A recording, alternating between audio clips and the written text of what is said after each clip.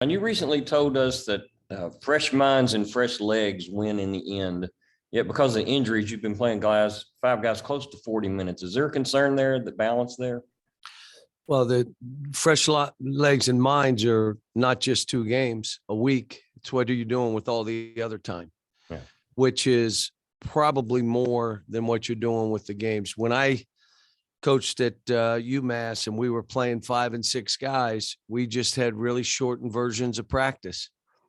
Our thing yesterday was an hour and we didn't do anything at each other. It was more of a cerebral on the court, do some shooting, here we go. Today will be a little different. Back then I was practicing an hour and 15, 20 minutes because we got what we needed in the games. I think this team needs a little bit more than that because we're trying to get other guys ready who maybe not playing as much, but it all is the same. Fresh minds, fresh bodies, fresh, here we go, excited about the next game. But it's what I try to do every year, but it's different. In 2014, our practices were 3 hours at this time. I started 5 freshmen. If you remember, we struggled until the tournament, tweaked a couple things, and all of a sudden we went on a run, but we needed more work. We needed to be in the gym more.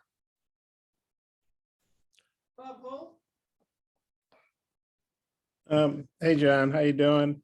Good. Eric Musselman was saying, 2 years ago when you guys had the big comeback after you got tossed, that maybe Arkansas, the players weren't emotionally ready to handle that. They were a little too amped up. Now he feels like, you look at them beating Auburn, beating Tennessee, they're maybe better mentally. I don't know if you can discern this from watching them on tape, but do they look like a mature team? And I guess what are you expecting from them coming into this environment? Well, first of all, what I've seen, they will scramble up the game, but they never really seem to be out of control. So they're disciplined in what they're doing. They're running motion and curl cuts and, spin cuts and back doors and all the stuff that they're doing, but there's some organization to it. Yet, whether it's offense or defense, they'll scramble up the game a little bit. They play really hard. They don't let go of the rope at any point in any game I've watched. Watched the Alabama game. They never stopped. They just gave themselves a chance. And, whether it be what happened with Tennessee and how hard they play, they're not going to beat themselves. You got to go in there and you got to beat them. And it's really hard to do. I was wondering what Wheeler and Washington's status is for this game. But thanks. I don't know. I have not seen them today.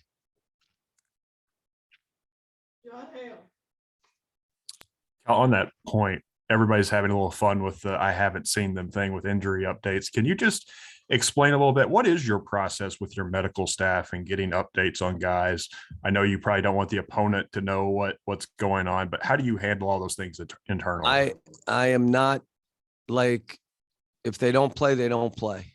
I mean, I'm not, they may call me the night before and won't call me. They text me and say, we're going to see in the morning if he's available. Right now, I have not met with our trainer. I have not seen either kid. I'll know before we start that they're going to go practice, and then we'll practice. And if they don't practice, we'll practice and get ready for the game. I mean, when it's day to day, I'm not going to force a kid to play. Now, there may be a point where I say, you know what? I'm not going to let you play today. You need more rest. Let's go. But it's a combination of all that stuff.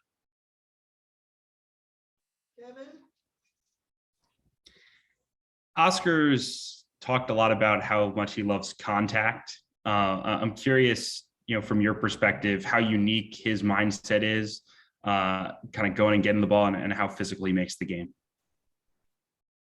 He's got a 7'4" wingspan, and he's got a body that's 255 pounds with 6% body fat. That makes him different. The rebounds, you ready for this? For some reason, they find him. You know why? He attempts to rebound. So when you don't attempt to rebound because it's too physical, because you got bumped. Accepting the block out. You go to get blocked out, you just lean on the guy. You won't believe this. You're not going to rebound.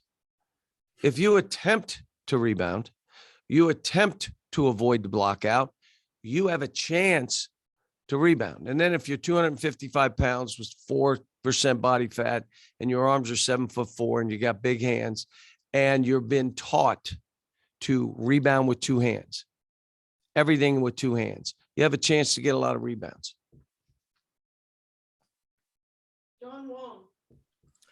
John, one of the most frustrating things for us in watching the games now are these incessant replay reviews. Has your opinion of those changed at all? And maybe more importantly, what are you doing to kind of leverage that extra time in coaching your team? Not trying to leverage it. It's frustrating. And I would tell you that if you wonder why I went crazy the other game is because everybody saw the slap in the face. We all saw it. TV saw it. Camera crew saw it. What took you 3 minutes? And then you go meet with the coach. My guy's at the free throw line waiting to shoot a free throw, and you're having a dialogue about whatever. Couldn't have been that play because there was a face slap. That's why I got upset. Let's play. Let's go. Let's play. And all of a sudden, all hell breaks loose. It wasn't me questioning anything. It was just, let's go, speed this thing up. Part of it was my guy was shooting a free throw. After waiting 5 minutes, what did he do with the free throw? He missed it. So you're right. Needs to be done quicker. Needs to meet with both coaches. It's a 4-second. This is what happened. Here's the call. We're not discussing. Let's go. Boom. Let's go play.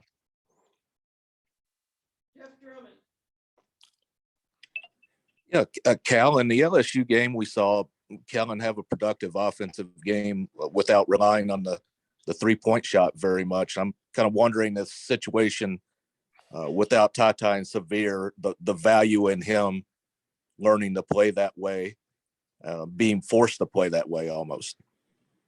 He and Davion both have been trained as point guards, so they know the position. They know how to play it. They're just not as fast as Sabir, and they're not as crafty as Tai, but they can play the position. The issue becomes 40 minutes. That becomes an issue. And, but you do what you do. Instead of strategic timeouts, I'm calling a timeout before a TV timeout to give those two extra break. So I may call it at 12:30 and everybody says, why would he have called a timeout when in 30 seconds there was another one? That's why, because in 30 seconds, there was another one. Now, all of a sudden, they get 2-3 minutes to catch their breath before they have to go out again.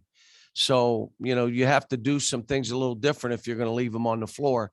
And I've tried to do some subbing, but you're watching the game just like I am. Doesn't go well. So you have to leave them in.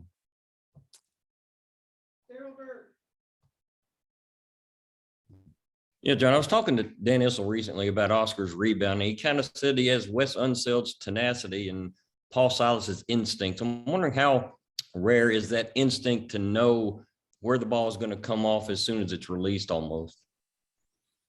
I think they're that's a heck of a compliment, by the way, for him to say that. And but I would say, and I'm going after this ball, or the first time I'm touched, I'm stopping, and I have an excuse. This kid goes after every single ball, and he puts his hands up in the air and he jumps. Why? At times I get upset. He gets whacked like crazy, and you're all watching it just like me.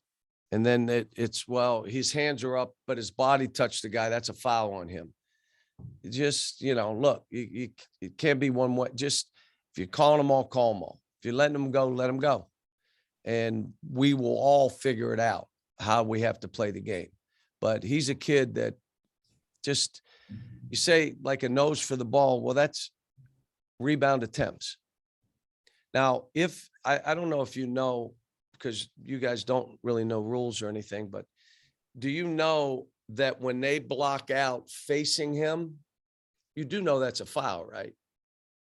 So if the shot goes up and the guy goes to block him out like that, facing him, that is an automatic foul. If two guys get it, you take your choice who you call on, but it's an automatic foul. They can put their butt on him. They can turn. That's a blockout. That is a foul. Automatic foul. So as you watch the game, you kind of get the gist of, okay, how are they trying to keep this kid away from the goal? They got to do something. The best thing you can do you want me to give you a secret? And I don't want you to tell anybody. Sure. Recruit a guy that's 255 pounds with 7-foot wingspan, 7'4", that goes after the ball. You recruit that guy. The other stuff, I know you're trying. We have to. He's too big and all that. And that's why I just say, hey, call the game. It's his advantage. Call the game. Two more, Jerry and then Christos. Yeah, John, I hope I can ask too. As you know, Arkansas's a big guy, Jalen Williams, has a knack for taking charges. He's very kind of a thinking man's player. What advice or what challenge is that for Oscar? Charge or a block or a flop, or, I mean, he doesn't lower his shoulder. It's not how he plays. And you just have to count on people knowing, is that a charge, a block, or is it a flop? But I'll say this, he has really improved. He's gotten so much better, skill with the ball, ability to shoot. He's really gotten better. Really impressed with him. And Kellen was on here earlier, and he was talking about Senior Day Tuesday. How would you describe the impact he's made this year? How should he be remembered? I mean, here's a young man that gave everything he could to this program and was a great, great teammate. And I've said this before, good teams have good players. Great teams have great teammates. And he is a great teammate. I could say the same thing about Davion. They've given everything to this team. If they have to score or they get it going, fine. If someone else does, those two were the first two to go after Bryce and hug him and laugh and be happy. The same with Damian, the same with Keon. I mean, when he had his big game.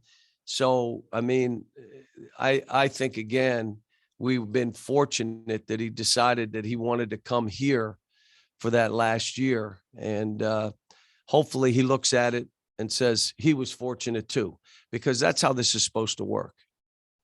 It's supposed to benefit him as a player, and it's supposed to benefit the program. Christos, finish us off. Coach, hope you're doing well, first of all. Speaking about Kellen's season so far and the progress that he made as the season goes on, game by game, what and the responsibilities that he took on the games, what does it speak for you? What does it mean about his progress, about his work ethic, and more? How and what is his ceiling from your perspective? Well, the other thing is he's had some injuries that he's played through. That's mental toughness. Like he's like, hey, I'm getting a chance to start and play at Kentucky. I'm not taking days off. Are you crazy? He would not take a day off. Second thing, very intelligent. He's made suggestions in the games that are like he's coaching.